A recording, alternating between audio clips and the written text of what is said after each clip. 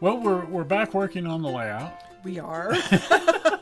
Last week we were figuring out static grass, and surprisingly, I think we've actually got it figured out. Oh my gosh, that's shocking. Wow.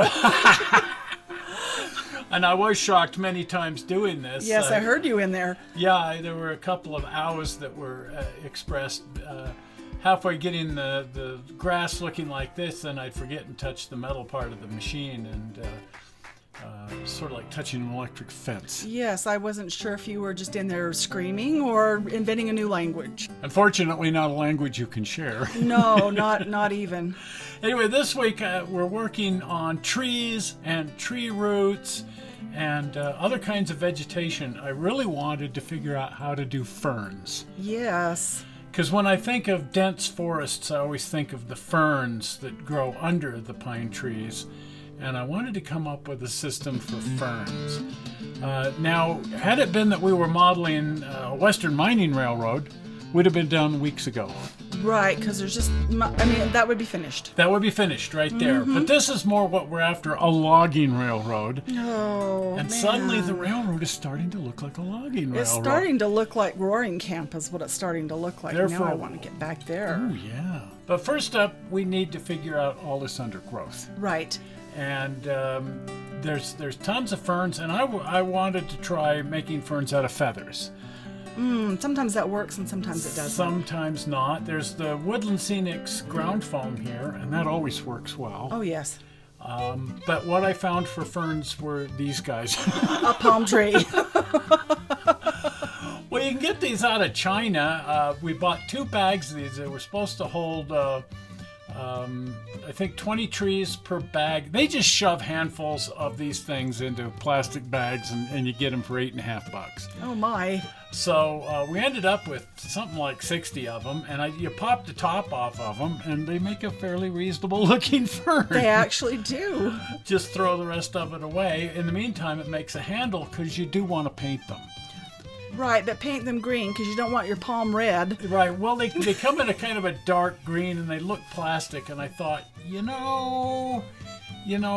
need to be a brighter green. Yes. And because they're vinyl, that means they need to be primed. Oh my. So I shot them with the gray automotive primer that I'm so fond of, and let that set up for a few minutes, which is all that it takes, and then I was able to apply acrylic color. And this is 2 different shades of green, a sort of a medium green, and then an almost fluorescent green. Yes, they're glowing. They're glowing, but just a sort of a light coating of that to bring out the highlights and that sort of thing. And I thought, that's pretty close to a fern. Yes, yeah, it is. I agree. I think that's as close as I would be able to achieve. So I was pretty happy with these little Chinese palm trees. Well, they look very healthy. They look very healthy, and if you get them in tight enough clusters, they do come off looking like ferns, because ferns seem to grow in massive clusters. They can also be used to sort of hide problems.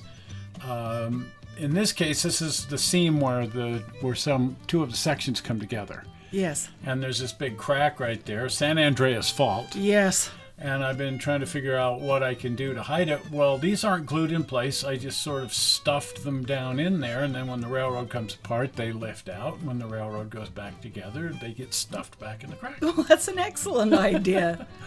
But mostly the ferns were done this way. These big kind of groupings of ferns of all different sizes tucked up under the trees, where the canopy is making it just too shady for anything else to survive down there. And then in the sunnier sections, I'm just sort of leaving that in the static grass. Well, that looks really, really nice. Yeah, I was inspired by the backyard. But then we needed other vegetation, and I found I could take the Woodland Scenics medium light ground foam and kind of roll it into balls. That works. Yeah, I don't, and in some places just kind of stretch it over the rocks and stuff like that. Well, look at that. But generally speaking, I wanted the stuff to have more of a normal form. And we found these at Walmart. I don't know what they are. No, well, we had to look all over. We'd bought some there quite a while back, and when we went to get some more, we couldn't find them. And Right, they're just something they could put in a fake terrarium or something. yeah, we found them with the terrarium supplies, Yes. near the aquarium supplies. Whatever the heck these things are, you can pluck this little piece out of here, and it's got a sort of an armature. Right. And then it's got this colorful little thingamajig, and you can you can stretch the ground foam over the whole thing, Right. and then secure it. I secured it with both Aquanet and super glue, and the super glue causes it to change all kinds of colors And smoke. and smoke, and it stings your eyes. But it makes a decent looking little bush of some kind. Oh boy, the bush that burns that doesn't burn. Oh, wait, that's the one. But then some of these are just rolled up little balls of ground foam with super glue applied and then run away before the smoke gets in your eyes. Wasn't Smoke Gets in Your Eyes a famous song? Ooh, I think it was. But I think this looks better than just kind of random foam. Now I also wanted to, speaking of rolling stuff up into balls, I used the 12 millimeter brown static grass, and I just sort of rolled that up into balls to use as tumbleweeds. We used to use them as pets when I was a kid. For What? real. I think they did that on a Star Trek episode too. Something that the trouble Something with like that. the trouble with sagebrush or something. I forget what it was And called. they'll follow you around. They'll follow you. Anyway, it makes a decent looking tumbleweed. Now, part of the railroad is sort of marshy, and you made these great cattails. You know, I'm having fun making those for some reason. Well, this is the second generation with wire. The first ones are made with pine needles, Right. and those look really good. We're just sort of concerned that the pine needles may someday dry out and break. Further, yes. So you made these with just wire, Craft wire, yes. craft wire, and these will not dry out and break. No. And in fact, I jabbed more than one of them up under my fingernails, so I can. They're very strong. There's a lot of DNA in those cattails. Absolutely, but they look great over here in the little swampy area, and they'll really look good once I pour the water. That's the next phase on the model railroad here, is to pour the water into this little marsh right here. And I wanted to do a fallen tree Yes. laying across the marsh. And so I used a stick from the backyard and cut that to the appropriate shape, and thought, I think this will make a decent looking fallen tree. It does. Anyway, I think it needs roots at this end, It needs something. because if it's actually a fallen tree and not just a cut down tree, so let's go do some research. Right. Now, you wouldn't think of driving out to the very middle of the Great Salt Lake as a place to do research. Well, it depends on what research. Like a buffalo. Bob, hello. You'll also notice that even though we're on an island in the middle of the lake, there's no lake anymore. Nope. It dried up quite some time ago, and is now home to one of America's largest buffalo herds. I've been stuck in sheep herds before, but never a buffalo herd. Yeah, here we were waiting in traffic for quite some period of time. It's like, don't go over there and argue with them. If they No. want the road, they get the road. And there were like a couple of thousand buffalo, and so we just waited for them to move on by so that we could proceed to go look for some marshy land out here to do research Right. on marshy lands. Actually, we came out here just to screw around That's right. because it's kind of a fun place, because there's this old ranch out here. I had no idea. And I'd heard about the ranch, but we'd never actually been out to the ranch, and it's really neat. It is. It's like a 150-year-old ranch out here.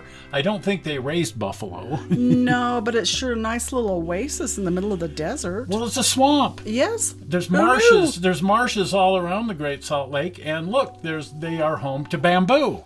Oh my. I mean, it's the local bamboo. It doesn't look anything like Asian bamboo, but it's bamboo. But it's there's birds, and look at this. There's lots and lots and lots of fallen trees. Yes, I love that arched one. That's just fun. And so that's kind of what I wanted to see, what natural fallen trees, and there's just all kinds of different trees here. Yes. So we were kind of fascinated trying to figure out what these trees actually were. Right. Some of them look familiar. There were olive trees and all kinds of crazy things. Right. But here it is. I mean, there's the scene from the railroad. There it is. It's a swamp, a little marshy area, just a small little marshy area with a tree falling over the top of it. And check out the roots. And check out the roots. It's like, there it is. There it is. That's what we need to do right there, except we're going to have some cattails. Right. Other than that, that's the scene right there. So back to the garage now to figure out how to put roots on the stick. Oh my, it looks like organic food. Well, it's weeds. Oh, same difference. Well, it's solving two problems because I got rid of a whole bunch of weeds that were growing up through the cracks in the driveway, and I got material for the railroad. Well, hey, there you go. Win-win. So cut off all the green stuff and just keep the roots, and then start gluing those with super glue to the bottom of the log, kind of working my way around the log in a circular fashion. Well, look at that. And it starts looking a bit like a fallen tree. Sure does. Yeah, there it is. There it is. Yeah, so I just kind of, and I only have to do one side of it because where it's laying on the ground, of course, the rest of the roots are still stuck in the ground. But there it is, and I had a little salad left over on top of that. Yummy. Where's the ranch dressing? Ew. So this went out to the trash, but there it is. But it's not quite right just yet. It looks pretty good. Oh, I cut this end of it at a bevel because the one on the pathway, you could see that it had fallen across the pathway and they had to cut it to get it out of the way. So I thought, well, that's what they've done on the railroad too. Yes, they had to get it off the tracks. So it's cut at an angle like that because all they were concerned about was cutting it off. But the real one, if you look at the roots, are just completely filled with dirt. Yes, they are. When a tree tips over, it brings a lot of dirt up with it. Don't we know that? Don't we know that? And even after decades, a fallen tree is still full of dirt, so I had to mix up a batch of dirt. Go for dirt. Go for dirt. So I used my normal formula, a little bit of Sculptamold, tinted with some brown acrylic paint, and then throw in a handful of gopher dirt. And you mix this up with a little tiny bit of water, make it good and sticky, and you now have something that looks suspiciously like dirt. It sounds like my cooking. Well, it tastes good, but anyway, there it is. Doesn't that look like dirt? It does. It's dirt caught in the roots of the tree. Perfect. It's fine, yeah. I'm very, very happy with it. Me too. That looks great. And won't that look great once we pour some water into the marsh look there? Wonderful. And then a little bit more greenery, and I want to do some duckweed on the surface of the water. Duckweed? Yeah, little specks on top of the water. Oh, that green stuff. It's like moss. Ew, yeah. Now, we needed to plant a whole bunch of trees, and we have a portable forest over here. Actually, Steve gave us a whole bunch of trees as he's dismantling his railroad. And these are the famous Badham trees. Our good friend Al Badham, who was so famous for his trees, and he did this video on how to make trees, and everybody knew Al for his trees. We have a tree. Anyway, unfortunately, we no longer have Al, but we have his trees. That's right. They're a special tree. And so Steve, as he was dismantling the railroad, he's been giving some of these trees away and selling some of these trees, but he brought over a box of about 25 of Al's trees. So neat. Some of the larger ones, and even two that Al had put in glass cases. Oh, that is just neat. And Steve is saying, we'll take the trees out and use them on the railroad, but it's like, do we really want to do that? Maybe we should just leave them in the glass cases the way Al envisioned them. But in the meantime, we're taking the other 25 trees, and then Al had already given us 3 trees that were really huge. 3.5. He gave me one that was supposed to be put together along with the caboose, and it's still a stick. Still a stick. It needs to be assembled as yet. Yes. But with the 3 huge ones that he already gave us, plus the 25 that Steve has given us, we now have a forest. We do. And our logging railroad is now suddenly a logging railroad. I want to go to Roaring Camp. I want to go to Roaring Camp. That's my favorite California wine. No kidding. I want to go to Roaring Camp. Now, Al also made us these two Quakies. And I'd like to have some more Quakies, but I actually think we've got thousands of Quakies that'll be on the backdrop. Now, tree stumps. If you're actually up not on Roaring Camp, but on any other logging railroad, most of the trees have been cut down. Right. I guess you could say they're stumped. I guess so. Now, one of the problems with both the stumps and the trees is they're mounted on a wire, and you can stick the wire into the layout, but it just sort of leaves this ugly seam between the grass and the tree. And so I thought, my old friend Green Putty. Billy Mays Mighty Putty. Billy Mays' well, before it was ever Billy Mays' Mighty Putty, which was not terribly mighty, it was just, we all called it Green Stuff. Green Stuff. And you can still buy it online. You just need to search for Green Stuff. And we buy ours from this website, Green Stuff World. Well, there you go. They actually sell more than just green stuff, but they started off just by selling green stuff because you can't get it in the stores anymore because of this crap, or this stuff. All the stores pulled it in favor of this, which they claim to be the same thing, and it sort of is. Billy Mays' Mighty Putty works kind of similarly, but this is a much better product. And this is the modern version of it. Blue, yellow. I wonder if that's anything like red, green. Ooh. That's a good TV show. But in this particular case, this is the same old world-famous green stuff, only now it comes in a package that looks like this instead of in a ribbon. But you kind of knead the whole thing together until it turns into green stuff. There you go. And then you can form it and shape it. I used to use this just for making figures, but now I use it for all kinds of things. Right. And I thought, this will probably make a good way to fasten the trees down with some roots that go out into the vegetation, and I can kind of roll it into little tubes here, not tubes, but little rods, and then use that and shape that as roots coming off of the little discs that are going to hold the trees to the railroad. It sort of flops around like a snake. Oh, you can model a snake. Anyway. That's what we did in school, like kindergarten. Yeah, with Play-Doh. This is like Play-Doh now. It's very sticky. So you can make these little rods like this and just stick them to the back of the little disc, and it doesn't look like much just yet, but I thought, it's so easy to form. I think I can just shape this and reshape it and shape it some more, and pretty soon I think I'm going to have a nice transition between my tree stump or my tree and the actual layout. That looks kind of like a turtle had an accident. It does look like a turtle. A tree fell on a turtle. Now I also, because it kept coming loose, I used a little daub of super glue between the green stuff and the stump, and then you also need to make sure that you keep, once everything's stuck together, you want to put a little drop of cooking spray, like, Pam stuff or something, so that you don't get it stuck to it. Anyway, after shaping and reshaping and then finally painting it, it looks pretty good. But here, this I wanted to try a really elaborate root system under one of the bigger trees. And so I've really lubricated the tool here with some cooking spray, and I'm trying to work it down into the grass. And you're cracking up over there. Lubricated the tool, huh? Yeah. Slick, right? Slick, yeah. Anyway, back to the subject at hand here is what I probably should have done is actually dug some channels down through the grass before just trying to press this down into the grass.